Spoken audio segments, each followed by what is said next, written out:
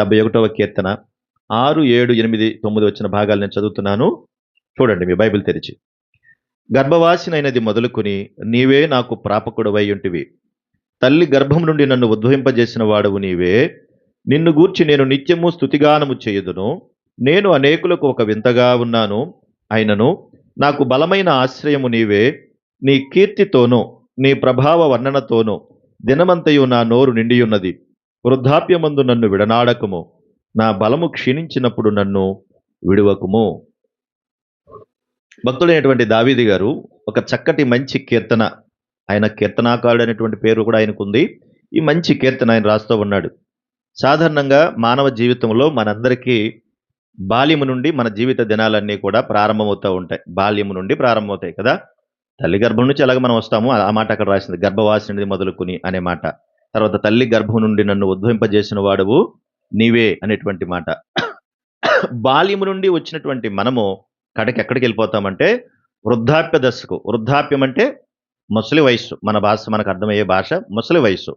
ముసలి వయసు వచ్చేటప్పటికి వారి ఆలోచన విధానాలు, వారి పద్ధతులు, వారి మాటలు, వారి చేష్టలు అన్నీ కూడా మారిపోతూ ఉంటాయి. వారి ఆలోచన విధానం మారిపోద్ది, వాళ్ళ ఊహ కూడా మారిపోద్ది, వాళ్ళ తలంపులు కూడా మారిపోతూ ఉంటాయి.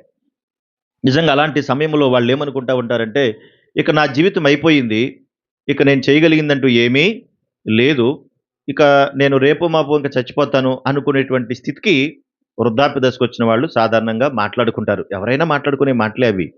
అలాంటి సమయంలో దావీదు గారు కూడా తన వృద్ధాప్య దశకు వచ్చే సమయానికి ఇది రాసినట్టుగా మనకు కనిపిస్తూ ఉంటుంది. ఎందుకంటే 9వ వచనంలో వృద్ధాప్యమందు నన్ను విడనాడకము అన్నాడు. పెద్ద వయసు వచ్చింది నాకు, ఈ పెద్ద వయసులో ప్రభువా నన్ను మీరు విడిచిపెట్టొద్దు అంటాడు. ఈ పెద్ద వయసులో నన్ను విడిచిపెట్టొద్దు అంటారు. ఎందుకంటే నీ కీర్తితోను నీ ప్రభావ వర్ణనతోను దినమంతయు నా నోరు నిండియున్నది అని మాట్లాడుతారు. దినమంతయు నా నోరు నిండి ఉన్నది. దినమంతయు నా నోరు నిండి ఉన్నది. దేనితో? దినమంత కీర్తితోనూ ప్రభావ వర్ణనతోనూ నిండిపోయిందంటండి ఆయన నోరు. దినమంతా ఆయన నోరు ఆయన కీర్తితో, దేవుని కీర్తితోనూ దేవుని ప్రభావ వర్ణనతోనూ నిండిపోయి ఉంది. నేను ఈ స్థితిలోకి వచ్చేసాను, ఇలా ఉంటున్నాను. దేవా, నీ నామాన్ని బట్టి, నీ చిత్తాన్ని బట్టి నన్ను మీరు విడిచిపెట్టొద్దు. నా వయసు పెరిగింది, నన్ను మీరు విడిచిపెట్టొద్దు అని వయసులో ఉన్నటువంటి దావీదు గారు దేవుణ్ణి బ్రతిమలాడుకుంటున్నాడు. ఇక్కడ కూడా వృద్ధాప్య దశలో ఉన్నవారు ఉన్నారా? ముసలి వాళ్ళు ఉన్నారు ఇక్కడ. మాట 50 సంవత్సరాలు వస్తే ముసలి కిందే లెక్క. అంటే ముసలి వయసు వచ్చింది, వృద్ధాప్య దశకు వచ్చింది, దేవుణ్ణి బతిమాలుకుంటున్నాడు. ప్రభువా నన్ను మీరు విడిచిపెట్టొద్దు నాయనా అని అడుగుతున్నాడు దేవుణ్ణి. కనుక వృద్ధాప్య దశలో చాలా బాధలుంటాయి, చాలా ఇబ్బందులుంటాయి. ఆ బాధల్లో ఎందుకు వచ్చిన జీవితం ఇది అన్నంత స్థితిలోకి వాళ్ళు వెళ్ళిపోతూ ఉంటారు. కానీ దేవుడు వృద్ధాప్యాన్ని కూడా అద్భుతంగా నిర్మించాడు, చాలా అద్భుతంగా చేశాడు. కాబట్టి ముసలి వయసు వచ్చింది కదా అని భయపడాల్సిన అవసరం కూడా లేదు. మరొక మాట జ్ఞాపకం చేస్తాను చూడండి, అక్కడ 92వ కీర్తన 15వ వచనం చూడండి. 92వ కీర్తన 15వ చరణం. వారు ముసలితనమందు ఇంకా చిగురు పెట్టుచుందురు, సారము కలిగి పచ్చగా నుందురు. ముసలితనంలో ఏం చేస్తున్నారంటే వాళ్ళు ఏం చేస్తున్నారు చూడండి, ఇంకా చిగురు పెట్టుచుందురు. చిగురు రావడం అంటే దాని అర్థం ఏంటి? లేత మొక్క కదా చిగురు అంటే. అద్భుతం కదా. చిగురు మొక్కను ముసలిదైపోయిందని ఎవరైనా అంటారా? అంటారండి ఎవరైనా? అనరు కదా. అంటే నువ్వు భయపడాల్సిన అవసరం లేదు. దేవుని చిత్తానుసారంగా ఈ మాట ఎవరి కోసం చెప్తున్నాడంటే 12వ వచనం చూడండి, అక్కడే 12వ చరణం చూడండి. నీతిమంతులు ఖర్జూర వృక్షం వలె మొవ్వు వేయుదురు అన్నాడు. అంటే వృద్ధాప్య దశలో ముసలి వయసు వచ్చిన తర్వాత నన్ను ఎవరో చుట్టలేదని బాధపడకుండా, నేనేమీ చేయలేకపోతున్నానని బాధపడకుండా నీతిమంతులుగా వారి జీవిత కాలం అంతా బ్రతకాలని దేవుడు కోరుతున్నాడు. ముసలి వయసు వచ్చేటప్పటికి నీతిమంతులుగా బ్రతకాలని కోరుతామన్నాడు. అంతేకాదు ఎలాంటి వారు ఆ నీతిమంతులుగా బ్రతికేటువంటి ముసలి వయసులో ఉన్నవాళ్ళు ఎలా ఉన్నారంటే వాళ్ళు ఇంకా చిగురు పెట్టుచుందురు అంటాడు. ఏం చేస్తారంట వాళ్ళు? చిగురు పెట్టుచుందురు. అంతేకాదు వారు సారము కలిగి ఎలా ఉంటారంటమ్మా? పచ్చగా ఉంటారు. సారము కలిగి పచ్చగా ఉంటారు. కనుకనే నీతిమంతుల గురించి మాట్లాడుతున్నప్పుడే గడిచిన వారంలో కూడా సోదరులు జ్ఞాపకం చేశాడు మనకు ఆయన. యెషయా గ్రంథము 46వ అధ్యాయము 4 వచ్చే వరకు, ముదిమి వచ్చే వరకు నిన్ను ఎత్తుకునివాడను నేనే, తల వెంట్రుకలు నెరియు వరకు నిన్ను ఎత్తుకునివాడను నేనే చేసి ఉన్నాను. చంక పెట్టుకునివాడను నేనే, నిన్ను ఎత్తుకొనుచు రక్షించువాడను నేనే. ఎవరిని? ఇప్పుడు చదువుకున్నాం అన్నమాట. ఎవరిని? ఆ 92 కీర్తన 15వ చరణంలో చదివాం కదా మనం. ఎవరు ఇప్పుడు ఆ మాట మళ్ళీ చదవండి ఇప్పుడు. ఆ పైనుండి 12వ చరణం కూడా చదువు. ఆ! నీతిమంతులు ఖర్జూర వృక్షం వలె మూవేయుదురు. ఇప్పుడు 15 చదువు. వారి ముసలి తనమందు ఇంకా చిగురు పెట్టుచుందురు. సారము కలిగి పచ్చగా ఉందరు. అంటే ఈ ఈ ముసలి వాళ్ళు, ఈ వృద్ధులు, నీతిమంతులైన ఈ ముసలి వాళ్ళు, నీతిమంతులైన ఈ వృద్ధులు, వాళ్ళు ఎప్పుడూ చిగురుస్తా ఉంటారంటండి. ఎంత బాగుందండి అసలు ఆ మాట చెప్తున్నప్పుడు నాకు ఎంతో ఆనందంగా ఉంది అది. వారు సారము కలిగి పచ్చగా ఉంటారట. దాని అర్థం ఏంటంటే, నాకు ముసలి వయసు వచ్చింది, నేను చనిపోతాను, నేను వెళ్ళిపోతాను, నేనింక వెళ్ళిపోతాను, నేనింక బతకను అని అనుకోరంటండి వీళ్ళు. అలా అనుకోరంటండి వీళ్ళు. ఎప్పుడు చిగురుస్తా ఉంటారు, ఎప్పుడు సారం కలిగి ఉంటారు, ఎప్పుడు పచ్చగానే ఉంటారంట. నీతిమంతులు ఖర్జూర వృక్షం వలె మొవ్వు వేస్తా ఉంటారు. వారు సారం కలిగి పచ్చగా ఉంటారు. ఎప్పుడూ చిగురిస్తా ఉంటారాళ్ళు. అందుకనే దేవుడు అంటున్నాడు ఎలాంటి వాళ్ళని, ముదిమి వచ్చు వరకు నిన్ను ఎత్తుకుని వాడనో ఎవరిని పడితే ఆళ్ళని ఎత్తుకోడు. ఎవరు మనమైనా ఎత్తుకుంటామండి? బాడింటికి పోయి చండాలంగా ఉన్నవాడిని రారా నాకన్నా నా బుజ్జికన్నా బంగారం ఎత్తుకుంటాం మనమేమన్నా? ముందు ఆ బాడ శుభ్రం చేస్తేనే కదా ఎత్తుకోలేం కదా మన వాళ్ళని. అలాగే ఎవరిని పడితే ఆడు ఎత్తుకోడాయన. నీతిమంతుల్ని ఎత్తుకుంటాడాయన. Praise the Lord. నీతిమంతుల్ని ఎత్తుకుంటాడు. ఎంత అద్భుత అనుభవం అంటే అది. దావీదు గారు అదే అన్నాడు, ప్రభువా నేను వృద్ధాప్య దశకు వచ్చేసాను. నన్ను మీరు విడిచిపెట్టొద్దు ప్రభువా. నీకు స్తోత్రాలు నాయనా. ఎందుకంటే నా నోరు దినమంతా నీ కీర్తితోనూ, నీ ప్రభావ వర్ణనతోనూ నిండిపోయుంది. నా నోరు ఎప్పుడు మిమ్మల్ని స్తుతిస్తా ఉంది. మీ ప్రభావ వర్ణన నా నోట్లో ఉంది అంటే, దేవా నువ్వు ఎంత గొప్పవాడవు నువ్వు. నువ్వు స్తుతులకు పాత్రుడువు కదా, స్తోత్రములకు అర్హుడువు కదా, మేఘాల మీద ఉండేవాడువు కదా, రానున్నవాడువు కదా, ఇంత గొప్పవాడువు కదా, శాశ్వతుడైన దేవుడువు కదా. ఎప్పుడు ఆయన ప్రభావ వర్ణన ఆలోచిస్తా ఉందటండి, సూచిస్తా ఉండంట. మన ముసలి వయసు వచ్చిన తర్వాత ప్రతిరోజు అనుకుంటామంటాం, నేనెప్పుడు పోతానో, నేనెప్పుడు ఉంటానో, నా బతికైపోయింది, నల్లపోతున్నాను, కూర్చోలేకపోతున్నాను, ఉండలేకపోతున్నాను, తినలేకపోతున్నాను, అరుపుకోలేకపోతున్నాను. ఈ బాధలు ఎక్కువైపోయినాయి. కనుక ఇలాంటివన్నీ పక్కన పెట్టి నీతిమంతులైనటువంటి విశ్వాసుల వలె వృద్ధాప్య దశలో ఉన్నటువంటి వారు. ఎందుకంటే వృద్ధాప్యంలో ఉన్నవారు, అలాగే వృద్ధాప్యంలోకి వెళ్ళేవాళ్ళు. మనందరం ముసలమ్మలం, ముసలోళ్ళం. కనుక అందరికీ అవసరం ఈ మాట. అందుకనే దేవుడు మీరు అలా బాధపడొద్దు. కాబట్టి మీ కొరకు నేను చక్కగా ఏర్పాటు చేశాను. మీరేమి ఇబ్బంది పడకండి అని చెప్పి ఆయన చెప్పిన మాటలు జ్ఞాపకం చేస్తున్నాను. చూడండి ఒకసారి సామెతల గ్రంథం 16వ అధ్యాయం 31వ వచన భాగం. సామెతల గ్రంథము 16వ అధ్యాయం 31వ వచన భాగం. నెరసిన వెంట్రుకలు సొగసైన కిరీటము. చాలు. నెరసిన వెంట్రుకలు ఏంటంట? సొగసైన కిరీటము. వృద్ధులకు సొగసైన ఏంటి? నెరసిన. మరి ఏం పోయే కాలం రంగేసేస్తున్నావు?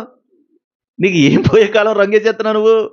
సొగసైన కిరీటం అంటే నువ్వు పెద్దదాని అవుతున్నావంటే, పెద్దవాడు అయ్యావంటే, నీ తల వెంట్రుకలు మెరుస్తున్నాయి, అవి నెరసాయంటే దేవుడు నీకు కిరీటాన్ని ఇస్తాడని అర్థం. మనకు అర్థం కాక మనం ఏం చేస్తాం దాన్ని? ఓ రంగులు, ఎర్ర రంగు, నల్ల రంగు, రకరకాల రంగులు వేస్తా ఉంటున్నారు. అవసరం లేదు. అది సొగసైన కిరీటం. అందరికీ ఉండదా కిరీటం? అవి నీతి ప్రవక్తన గలవానికి కలిగియుండును. ఎవరికి ఉంటదంట అది? అంటే నీతి ప్రవక్తన కలిగిన వారు ఎప్పుడు కూడా దేవుణ్ణి గనపరుస్తారు. దేవుడిచ్చిన కిరీటాన్ని కాపాడుకుంటారు గాని లోకస్తుల వలె ప్రవర్తించరు. లోకస్తుల వలె ప్రవర్తించరు. లోకస్తులు ఏమనుకుంటారు? సొగసైన అందం వాళ్ళకేంటంటే చక్కగా అందంగా నిగనిగలాడిపోతూ నల్లగా ఉండాలి జుట్టు, మేకప్ కావాలి. ఏటో రకరకాల ఆలోచనలు వాళ్ళు చేస్తా ఉంటారు. అవి లోకస్తులు చేసేవి. దేవుడు ఒక కిరీటంగా నిన్నే ఉంచాడు. నీకున్న వయస్సును కూడా ఇచ్చాడు. ఆ కిరీటము నీ నీతి తత్వానికి, నీ భక్తి తత్వానికి, దేవుని యెడల నీకున్న భయభక్తులకు ఒక మంచి సూచనగా కనబడుతుందది. అది చూసి ఆనందించడం మానేసి ఓ రంగులేసేస్తావు. నీతిమంతుడిగా బ్రతకాలి. నీ నోరు దేవుని కీర్తితోనూ, దేవుని ప్రభావ వర్ణనతోనూ నింపబడాలి. అందుకనే ఆ మాటలు గుర్తు చేసుకున్నప్పుడల్లా ఒక అద్భుతమైనటువంటి సందర్భాలు దేవుడిస్తాడు మనకి. లేవియాకాండం 19వ అధ్యాయము 32 వచ్చిన భాగం చూడండి. లేవియాకాండము 19:32 చదవండి.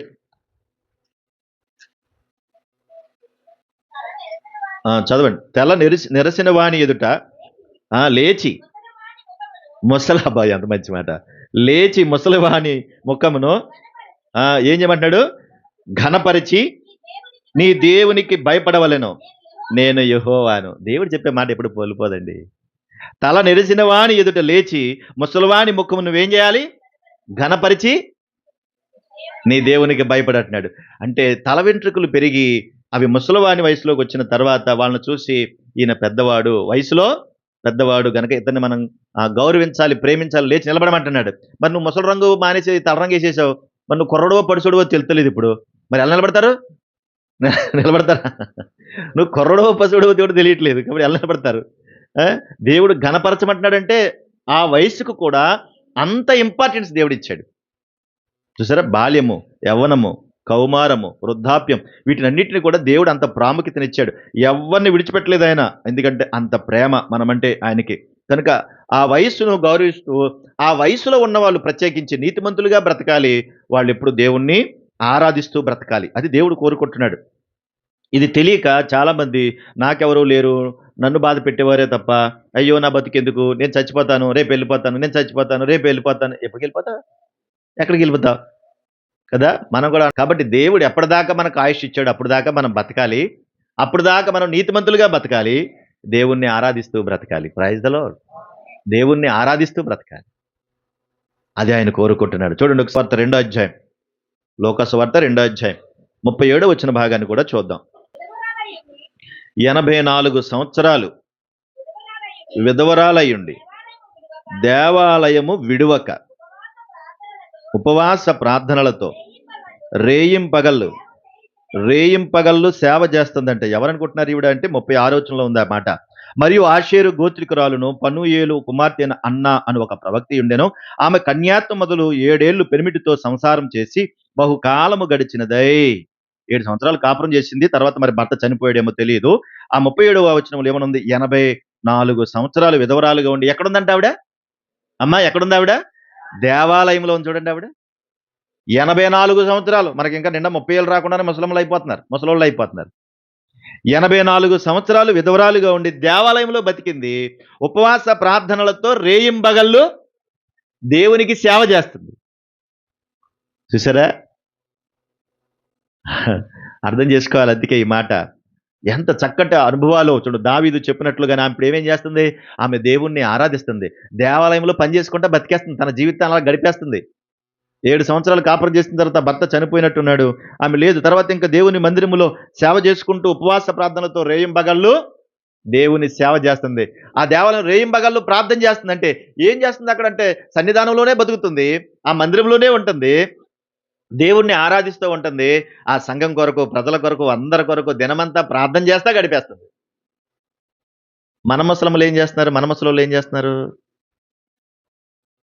ఇప్పుడు మీరు ఆలోచించి అర్థం చేయండి. 84 సంవత్సరాలంట. 84 సంవత్సరాలు ప్రార్థనలు చేస్తూ గడిపేస్తుందంట. అంటే నీకు ఇచ్చినటువంటి ఆపర్చునిటీ, ఎంత చక్కటి అనుభవాన్ని దేవుడు నీకు ఇచ్చాడంటే, అవకాశం ఇచ్చాడంటే, నువ్వు కూడా రేయింబగళ్ళు చక్కగా దేవుణ్ణి ఆరాధించాలి, దేవుణ్ణి స్తుతించాలి, దేవుణ్ణి ప్రకటించాలి. దేవుని కొరకు బ్రతుకుతున్న వారికి, దేవునికి దూరంగా ఉన్న వారి కొరకు నువ్వు ప్రార్థించాలి. తలక రంగేసుకుని కుర్రదానం అయిపోదాం అనుకోండి. ఏం ఆలోచనలు? పోయే కాలం ఆలోచనలు కదా ఇవి. నీ వయసుకు తగ్గట్టుగా నువ్వు ప్రవర్తించాలి. నీ వయసుకు తగినంత ఆరాధన చేయాలి. నీ వయసుకు తగినట్టుగా అనేకుల కొరకు నువ్వు ప్రార్థించాలి. అది దేవుని ఏర్పాటు. అప్పుడు నువ్వు నీతిమంతుడివి. దేవుడు ఏమన్నాడు యెషయా గ్రంథంలో? ముద్దిమి వచ్చే వరకు నిన్ను చంకబెట్టుకుని వాడను నేనే అన్నది. ఎవడబడతాడు ఎత్తుకోడు. మరి అదే చెప్పాను నేను, ఎవడబడతాడు ఎత్తుకోడు. ఇప్పుడు ఆవిడ 84 సంవత్సరాలు ఎత్తుకునడం లేదు దేవుడు. ఎంత అద్భుతమండి అది. ఈ యొక్క ఆ విధానం, ఆ పద్ధతి, దైవికమైనటువంటి ఆ సుగుణాలు మనం నేర్చుకోగలిగితే దేవుని ఎంతో అందంగా ఆరాధించగలుగుతాం. ఎంత అద్భుతం చూడండి. ఆయన 84 సంవత్సరాలు ఆమె అన్న అనేటువంటి ఆ ప్రవక్తి ఉపవాస ప్రార్థనలో ఉండి, అక్కడ 3 మాటలు ఉన్నాయి అక్కడ. ఏమిటి అంటే, దేవాలయమును విడువక. ఎప్పుడు కూడా మందిరాన్ని విడిచిపెట్టలేదు ఆవిడ. ఎప్పుడు మందిరాన్ని విడిచిపెట్టలేదు. మందిరాన్ని విడిచి దూరంగా ఉన్నవారి జీవితాలు ఎప్పుడు కూడా బాగోవు. కారణం ఏంటి చెప్పండి? కారణం ఏంటి?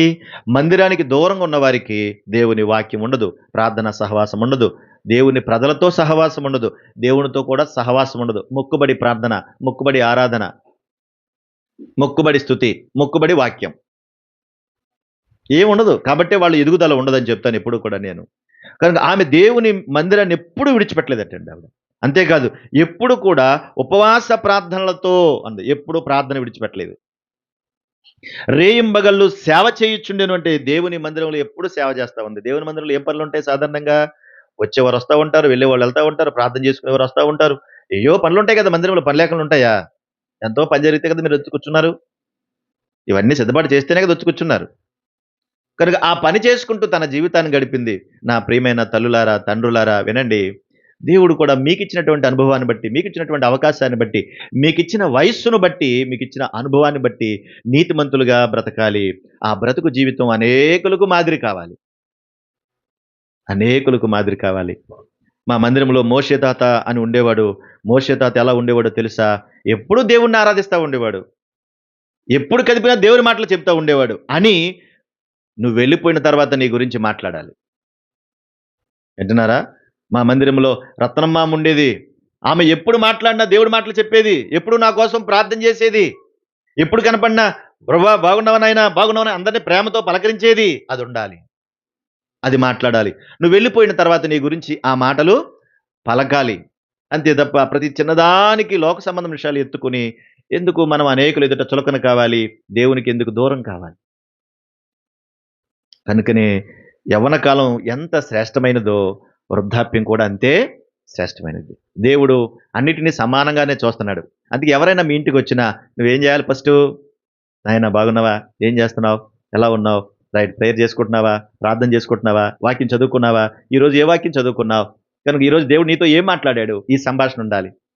మనకు అది తప్పుతది. బాగున్నావా? ఎంత సంపాదించావు? ఏం తినుకున్నావు? బిర్యానీ వండారా? పప్పు వండారా? ఏం తిన్నావు? ఏం తింటావు? అన్నీ అనవసరమైన సంభాషణ. ఫస్ట్ నువ్వు చేయాల్సిన సంభాషణ అది మాట. పిల్లలైనా సరే, పెద్దలైనా సరే ఎవరైనా మన ఇంటికొచ్చారనుకోండి, ఫస్ట్ అడుగుతాం మర్యాదగా. అమ్మ ఎలా ఉన్నారు? బాగున్నారా? మంచినీళ్ళు తాగండి అంటాం. టీ తాగుతారని అడుగుతాం. సహజంగా అడిగే మాటలు అవన్నీ. ఆ తర్వాత వెంటనే అడగాల్సింది ఆత్మ సంబంధమైన విషయాల్లోనికి వారిని మనం మళ్ళించాలి. కనుక నీకు వయసు పెరుగుతుంది. నాకు కూడా వయసు పెరిగింది. 50 సంవత్సరాలు సుమారుగా వచ్చేసినాయి అంటే అందరికి వయసు పెరిగినట్టే లెక్క. కనుక నువ్వు నీతిమంతులుగా ఉండాలి. నువ్వు ఖర్జూర వృక్షం వలె మువ్వేసి బతకాలి. పచ్చగా బతకాలి. నువ్వు సారం వెదజల్లాలి. అందుకే దేవుడు చెప్పాడు. కనుక 84 సంవత్సరాలు ఎంత చక్కగా బతికిందండి ఆ మహాసాధ్వి కదా! 84 సంవత్సరాలు వృద్ధురాలుగా ఉంటే సాధారణంగా ఏం చేస్తారు? నన్నెవరో చూడట్లేదు, నన్నెవరో పట్టించుకోవట్లేదు, నాతో ఎవరు మాట్లాడట్లేదు. ఈ బాధలతోనే సరిపోద్ది జీవితాంతం అంతా. అసలు అవన్నీ పక్కన పెట్టి నువ్వు పచ్చగా ఉండాలంటున్నాడు దేవుడు. పచ్చకుండా దాని అర్థం ఏంటి? చేసుకోమనా? కాదు కాదు. అందరికీ క్షేమము కలిగించే విధంగా బతకమని దాని అర్థం. నువ్వు సారం ఇవ్వాలి. సారం అంటే దాని అర్థం ఏంటి? ఫలాలు. ఫలాలు. మొక్కేసాం. ఆ మొక్క నుండి మనకు ఫలాలు వస్తేనే కదా దాని ఉపయోగం. లేకపోతే దాన్ని తీసేస్తాం కదా! అలాగే మనం కూడా వాళ్ళకి ఫలాలు ఇవ్వాలి. మన జీవితం ద్వారా వాళ్ళు ఎంతో కొంత మార్పు చెందేవారుగా వారుండాలి. అది ఆయన కోరుకుంటున్న విధానం. ఆ తర్వాత సమూయేలు మొదటి గ్రంథం 12వ అధ్యాయం మొదటి వచనం. సమూయేలు మొదటి గ్రంథం 12వ అధ్యాయము మొదటి వచనం కూడా చదువుదాం. అప్పుడు సమూయేలు ఆ! చదువమ్మా. ఇశ్రాయేలు అందరితో ఇట్లా సమూయేలు మాట్లాడుతున్నాడు. ఎవరితో? ఇశ్రాయేలు ప్రజలందరితోనూ కూడా సమూయేలు మాట్లాడుతున్నాడు. నాయనలారా, మీరు నాతో చెప్పిన మాట అంగీకరించిన మీదట ఒక రాజుగా మీరు అడిగారు. అలాగే చేశాము. నేను తల నెరిసిన ముసలివాడను. ఏం చెప్తున్నాడు ఆయన? నేను తల నెరిసిన ముసలివాడను. నా కొడుకులు మీ మధ్యలో ఉన్నారు. నా కుమారులు మీ మధ్యలో ఉన్నారు. బాల్యము నాటి నుండి నేటి వరకు నేను మీ కార్యములను జరిగించుచూ వచ్చాను. నా చిన్నప్పటి నుంచి ఇప్పటి వరకు మీరు నన్ను చూస్తానే ఉన్నారు. చూసారా ఎలా చెప్తున్నాడు లక్ష్మణరాజు? అలా చెప్తాడు సమూయేలు ఆయన. సమూయేలు ప్రవక్త ఆయన. బాల్యము నుండి నేను ఎలా ఉన్నానో మీకు తెలుసు. బాల్యం నుండి మీ కళ్ళెదురుగుండా నేను బతుకుతానే వచ్చాను. మీతో పాటు ఉంటానే వచ్చాను. ఇప్పుడు తల నెరిసిపోయింది. వృద్ధాప్యంలోకి వచ్చాను. ముసలివాడిని అయిపోయాను. కానీ ఇదిగో నేనున్నాను కదా! నేను ఎవని యొద్దనైనా ఏమన్నా తీసుకున్నానా? ఎవని గార్ధమునైనా పట్టుకున్నానా? ఎవనికన్నా అన్యాయం చేశానా? ఎవరినైనా బాధ పెట్టితినా? చెప్పండి మీరు అని అడుగుతున్నాడు. అలా ఎవరు చెప్పగలరు? నీతిమంతులు. Praise the lord. అలా ఎవరు చెప్పగలరు? నీతిమంతులు చెప్పగలరు. మాట్లాడితే అబద్ధాలాడినోడు నేను ఎప్పుడన్నా అన్నానా అని అనగలడా? దేవుని మందిరంలో అనగలడా? చెప్పగలడా? కనిపించిందల్లా దొంగతనం చేసి పట్టుకెళ్ళిపోయినాడు నేను అలా అనగలనా అని అంటాడా? లోపల మాట్లాడుతూ ఉంటాడు దేవుడు కూడా. "హే నువ్వు దొంగడువురా నువ్వు దొంగదానివి" అంటా ఉంటాడు. "నువ్వు అబద్ధాల కోరుడువురా నువ్వు" అంటాడు కదా! అంటే మన మనస్సాక్షి మనల్ని ఏం చేస్తది? గద్దిస్తది. కానీ సమూయేలు బాల్యము నుండి నేటి వరకు మీ కళ్ళెదురుగుండా బతుకుతున్నాను. నేనిప్పుడు ముసలి వయసులోకి వచ్చాను. పెద్దోన్నయ్యాను. నేను మీ ఎదుటున్నాను కదా! ఎప్పుడైనా ఎవరికైనా అన్యాయం చేశానా? అని అడుగుతున్నాడు. చూడండి ఎంత చక్కగా ఆరాధన అంటే ఏంటనుకున్నారు? అదే క్రియల రూపంలో కలిగేదంతా ఆరాధనే అదంతా. కనుక నీ సాక్ష్యము దేవునికి మహిమకరంగా ఉంటే దేవుడు ఎంత ఆనందపడతాడో. మర్యాద, ఆ క్రమం దేవుని బిడ్డలుగా మనం అలవర్చుకోవాలి, నేర్చుకోవాలి. సమూయేలు అంటున్నాడు, ముసలివాడిని అయ్యాను. న్యాయము అగబడకుండా ఎవరి దగ్గర లంచం పుచ్చుకున్నానా నేను అని అడుగుతున్నాడు. అన్న ఆ విధవరాలు 84 సంవత్సరాలు ఎవరి జోలికని వెళ్ళిందా? అక్కడ ఇగో వీళ్ళతో దెబ్బపెట్టుకుందని ఉందా? వీళ్ళతో గొడవెట్టుకున్నది ఉందా? ఎంత మంచి సాక్ష్యం, ఎంత మంచి సాక్ష్యం అండి. అది ఆరాధన అంటే. ఎక్కడ కనిపించిన ఆమె గురించి పరిశుద్ధ గ్రంథంలో దేవుడు రాచి, ఇదిగో ఈవిడ 84 సంవత్సరాలు నా సన్నిధిలో ఉందని రాశాడంటే, మనం ఈరోజు చెప్పుకుంటున్నామంటే ఎంత గొప్ప ధన్యత. కనుక మనం అలా మారాలనే ఇవన్నీ రాశాడు దేవుడు, ఊరికనే రాయలే కదా. మనం అలాగా మారడానికి దేవుడు ఇవన్నీ రాశాడు. కనుక ఈ స్థితిని మనం గమనించుకోవాలి. ఆత్మల రక్షణ కొరకు ప్రయాసపడాలి, దేవుడి నామాన్ని ఘనపరచుట కొరకు ప్రయాసపడాలి తప్ప వేరే విధంగా ఆలోచించకూడదు. చూడండి 71వ కీర్తనలో మళ్ళా చదువుతున్నాను. 71వ కీర్తన 6వ చరణం. గర్భవాసినది మొదలుకొని నీవే నాకు ప్రాపకుడు అయ్యుంటివి, తల్లి గర్భము నుండి నన్ను ఉద్భవింపజేసిన వాడవు నీవే. నన్ను పుట్టించింది మీరే కదా దేవా, నన్ను పెంచింది కూడా నీవే కదా ప్రవ్వా అని 9వ వచనంలో అంటాడు. వృద్ధాప్యమందు నన్ను విడనాడవద్దు ప్రవ్వా అంటున్నాడు. దేవుడు ఎప్పుడు విడిచిపెట్టాడు? బతిమాలు కొట్టినాడు, నన్ను విడిచిపెట్టొద్దు నాయన. ఆయన అంటున్న మంచి మాట చూడండి అక్కడ ఎంత బాగుంటుందో. 17వ చరణం కూడా చూడండి. 17 దేవా బాల్యము నుండి నీవు నాకు బోధించుచు. ఎవరంటారు ఈ మాట? దావీదు గారు. బాల్యము నుండి నువ్వు నాకు బోధిస్తూ వచ్చావు ప్రభా అంటాడు. అందుకే బాల్య దినములందే సృష్టికర్తను స్మరణకు తెచ్చుకోండి. ఎందుకు బాల్యము నుండి దేవుని మాట వింటున్నారంటే ఎలా తయారవ్వాలి? ఒక ఎస్తేర్లాగా మారిపోవాలి కదా, ఒక మోషేలాగా మారిపోవాలి కదా, ఒక దావీదులాగా మారిపోవాలి కదా. మారిపోవాలా వద్దా? బాల్యము నుండి వచ్చిన వాళ్ళు ఇప్పుడు ఉన్నారా సన్నిధిలో? అందుకే కంటిన్యూటీ ఉండాలి, కనెక్టింగ్ ఉండాలి దేవునితో, లేకపోతే కనుక తప్పిపోతారు. ఆ రోజున అందరూ వచ్చారు. క్రిస్మస్ ఆరాధన అనగానే ఎంతమంది ఉన్నవారు తెలుసండి. నిజంగా ఆ రోజున ఆయన అంటున్నాడు, బాల్యము నుండి నువ్వు నాకు బోధించుచూ వచ్చింది కదా, ఇంతవరకు నీ ఆశ్చర్య కార్యములు నేను తెలుపుతూనే వచ్చి తిని. అప్పటి నుంచి నేను ఏం చేస్తున్నాను? నీ ఆశ్చర్య కార్యములు తెలుపుతూనే వస్తున్నాను. నీ ఆశ్చర్య కార్యములు దేవా. 71వ కీర్తన 18వ చరణం. దేవా వచ్చు తరమునకు నీ బాహుబలమును గూర్చియు, పుట్టబో వారికందరికీ నీ శౌర్యమును గూర్చియు నేను తెలియజెప్పునట్లు తల నెరిసి వృద్ధుడినై ఉండు వరకు నన్ను విడిచిపెట్టొద్దు. ఎంత బాగా మాట్లాడతాడండి. నేను చచ్చిపోతాను, నాకు ముసలి వయసు వచ్చింది, నాకు జబ్బు చేసింది, నేను చచ్చిపోతాను అనొద్దు, అనొద్దు, ఈ మాటలు అనొద్దు. దేవుడు ముసలి వయసు వరకు మనల్ని కాపాడాడు, కనికరించాడు. ఈ వయసు దాకా నీకు కిరీటం ఇచ్చాడు కదా, ఇవ్వలేదండి? జీవగ్రంథంలో పేరు రాశాడు, భూమి మీద నీకు కిరీటం ఇచ్చాడు. అక్కడ ఆ కిరీటం సంపాదించుకోవడానికి ఈ కిరీటం ఓర్చుకోవాలి కదా. కుర్రోడప్పుడు పరిగెట్టుంటావు కదా, మరి ముసలి పరిగెడతావా? అప్పుడు పరిగెట్టావు కదా, ఇప్పుడు నడలేవు కదా. పరిగెట్టినప్పుడు పరిగెట్టి ఏదో గలిపేసావు, కాలం అయిపోయింది. ఇప్పుడు ముసలి వయసు వచ్చి నడలేని స్థితిలోకి వచ్చావు కదా. ఇప్పుడు నువ్వు చేయాల్సిన పని ఏంటి? అందరి కొరకు ప్రార్థించాలి, ప్రతిరోజు దేవుణ్ణి ఆరాధించాలి, స్తుతించాలి, స్తుతులు చెల్లించాలి. నీకు చేతనైంది అదే, అది నువ్వు చెయ్యాలి. దేవా ఎందుకు? వచ్చు తరమునకు నీ బాహుబలమును గూర్చియు, పుట్టబో వారికందరికీ నీ శౌర్యమును గూర్చియు నేను తెలియజెప్పినట్లు తల నెరిసి వృద్ధుడునై ఉండు వరకు నన్ను విడువకము. వీళ్ళందరూ నా కళ్ళెదురుగుండా పుట్టారు వీళ్ళంతా కదా. ఇప్పుడు మన సమర్పణ వీళ్ళందరూ మన కళ్ళెదురుగుండా పుట్టిన వీళ్ళందరూ, వీళ్ళు పెద్దవాళ్ళు అయ్యారు, వాళ్ళ పిల్లలు కూడా వచ్చేసారు ఇక్కడికి, సన్నిధిలో ఉన్నారు. ఎంత భాగ్యమో కదా. సమర్పణ చిన్నప్పటి నుంచి ఇక్కడే ఉంది, తర్వాత తన పిల్లలు వచ్చారు, ఇప్పుడు తన భర్త ఇక్కడ ఉన్నాడు. అంటే కనెక్టింగ్ బాగుంది, వెంబడించుట బాగుంది. వాళ్ళకి చెప్పడానికి వయసు వచ్చినటువంటి పరిస్థితులను బట్టి మోషే గారు ఒక్కడే వెంటాడుతూ వచ్చాడు ఆ రోజుల్లో. ఏమంటున్నాడు? నీ బాహుబలమును గూర్చి, పుట్టబోవు వారికి అందరికీ నీ శౌర్యమును గూర్చి అంటున్నాడు. అంటే మనం ఏం చేయాలి? ఇప్పుడు ఏం చేయాలి? పుట్టబో వారికి చెప్పాలి, ఉన్నవారికి చెప్పాలి. అందుకే నీకు వృద్ధాప్య దశకి తీసుకొచ్చి నీకు కిరీటం ఇచ్చాడు, తెల్లెంటికలు ఇచ్చాడు నీకు. ఇప్పుడైనా అర్థం కాలేదు మరి? ఈ వయసుకి నేను తీసుకొచ్చాడంటే దేవుని శౌర్యము, దేవుని బాహుబలము, దేవుని నీతితత్వము, దేవుని మంచితనము, ఇవన్నీ నువ్వు ప్రచురపరచాలి. అప్పుడు దాకా ఉంచు నాయన అంటున్నాడు. అది ఆయన మన స్వాస్థ్యం. యేసుక్రీస్తు ప్రభువు వారికి వృద్ధాప్యం ఉందా? ఉందా? అందుకే బాధ్యత మనకిచ్చాడు. ఆయనకి వృద్ధాప్యం లేదు, అందుకే మనకిచ్చాడు ఆయన. చివరికి ఒక మాట చెప్తాను చూడండి. ఫిలోమోను పత్రిక 1వ అధ్యాయం 10వ వచన భాగం. ఫిలోమోను పత్రిక 1వ అధ్యాయము 10వ వచనం. 8, 10. కావున వ్యక్తమైన దానిని గురించి నీకు ఆజ్ఞాపించుటకు క్రీస్తునందు నాకు బహుధైర్యము కలిగి ఉన్నను, వృద్ధుడను. ఇప్పుడు క్రీస్తు యేసు ఖైదీనైన పౌలను నేను ప్రేమను బట్టి వేడుకొనుట మరి మంచిదనుకుని, నా బంధకముల్లో నేను కనిన నా కుమారుడు ఒనేసిము కోసరము నిన్ను వేడుకొనుచున్నాను. నిన్ను వేడుకుంటున్నాను. ముసలివాడను పౌలు అంటున్నాడు, నేను వృద్ధుడను, ముసలివాడను. ఎక్కడున్నాడు ఆ సమయంలో అంటే చెరసాల్లో ఉన్నాడు. చెరసాల్లో ఉండి మాట్లాడుతుంటున్నాడు, నేను వృద్ధుడను, క్రీస్తు యేసు ఖైదీ అయినటువంటి నేను దేవుని ప్రేమను బట్టి నిన్ను వేడుకునేది ఏంటంటే, నా బంధకాలలో నేను చెరసాలలో ఉండి కన్నాను ఒక బిడ్డను. ఎవరైనా? ఒనేసిం. అంటే ఏంటి? ఒక ఆత్మ సంబంధమైన వ్యక్తిగా ఆ ఆత్మను కాపాడి దేవునికి అప్పగించాడు. అక్కడ కన్నాడంటాడు. మరి ముసలి వయసు వచ్చింది కదా, పెద్దవాళ్ళు అయ్యారు కదా, ఇప్పుడు ఎన్ని ఆత్మలకు అన్నారేంటి? చెప్పండి మరి. అది మనం ప్రశ్నించుకోవాలి కదా. ఎన్ని ఆత్మలకు అన్నారు మీరు? ఎంతమందిని దేవుళ్ళలోనికి నడిపించారు? ఎంతమందిని ప్రభు దగ్గర తీసుకొచ్చారు? రక్షణరాజు వింటున్నావు నాన్న? ఒరే నాన్న, నా జీవితం అయిపోయింది, నేను పెద్దవాడిని అయ్యాను, నాకు ఓ రక్షకుడు దొరికాడు.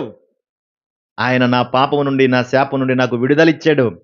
ఒకప్పుడు నేను మంచోని కాదు, నిజమే, కానీ ఇప్పుడు దేవుడు నన్ను మంచోడు చేశాడు రా అని నీ కుమారులకు, కుమారులకు చుట్టూ ఉన్నవారికి నువ్వు చెప్పి, వారిని ఆత్మ సంబంధమైన బిడ్డలుగా నువ్వు కనాలి. అది కనాలి. అదండి నిజమైనటువంటి చేయాల్సిన పని. అప్పుడు దేవుడు అంటున్నాడు, ముదిమి వచ్చే వరకు నిన్ను ఎత్తుకుని వాడను నేనే, చంక పెట్టుకుని వాడను నేనే అంటున్నాడు. ఎలా పడతాలో వెళ్ళి వాళ్ళ సంఖ్య ఎక్కేస్తానంటే ఊరుకుంటేంటి ఆయన? ఊరుకోడు ఆయన. కనుక ఆ నీతి తత్వాన్ని నువ్వు కాపాడుకోవాలి. అది నిజమైన ఆరాధన. దావీదు గారు అంటున్నాడు, నా వృద్ధాప్యమందు నన్ను విడిచిపెట్టొద్దు, బాల్యం నుండి కాపాడావు, నీ శౌర్యము, నీ బాహుబలము నేను చెప్పాలి, నన్నుంచండి. నా నోరెప్పుడు నీ కీర్తితో, నీ ప్రభావ వర్ణనతో ఉండాలి, నన్ను నడిపించండి అంటున్నాడు. మరి నువ్వు వరుసల వయసుకు వచ్చావు, వృద్ధాప్య దశలోకి వచ్చావు, ఉసల వయసులోకి వెళ్ళడానికి నాలాంటి వాళ్ళందరూ సిద్ధంగా ఉన్నాం, వచ్చేసాం ఆల్రెడీ. మరి నీ స్థితిగతులు ఏంటి? నీ ఆలోచన ఏంటి? ఇది మనం ఆలోచించాలి.